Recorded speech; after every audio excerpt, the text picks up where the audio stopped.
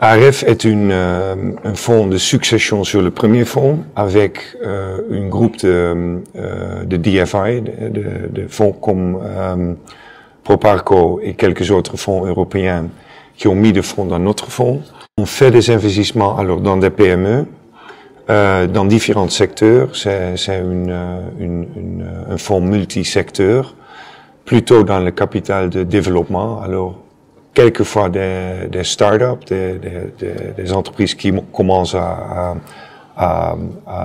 opérer, mais c'est plutôt pour growth capital.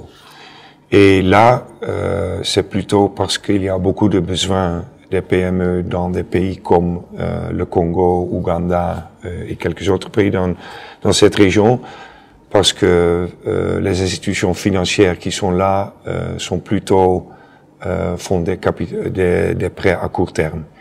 Et notre fonds fait moyen terme, long terme et une combinaison entre la dette et le capitaux propres.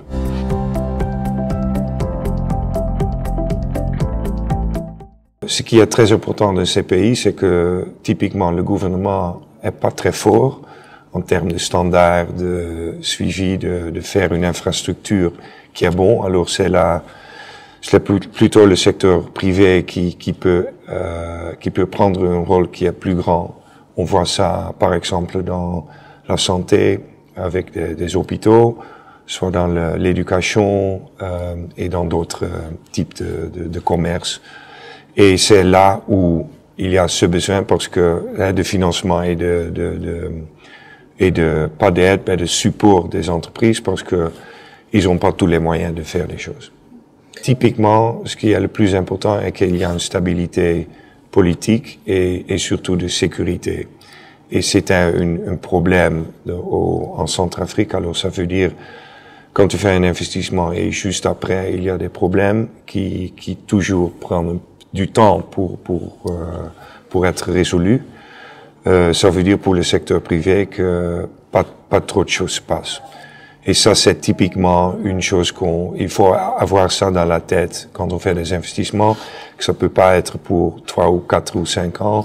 C'est plutôt une terme qui est plus long. C'est plus long terme que juste quelques années. Et avec ça, quand il y a des problèmes, on a toujours du temps pour améliorer et pour rentrer dans le normal.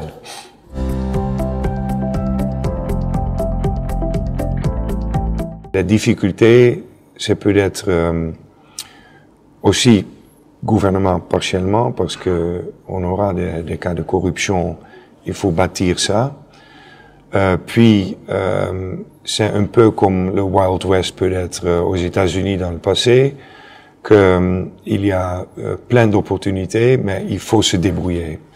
Et quand on fait une comparaison avec l'Europe, se débrouiller ici, en Europe, c'est différent que se débrouiller là-bas parce que en RDC ou dans d'autres pays, c'est vraiment une façon de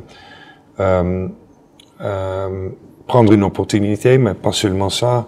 L'exécution avec moins de ressources humaines ou autre chose, ça c'est la partie qui est difficile.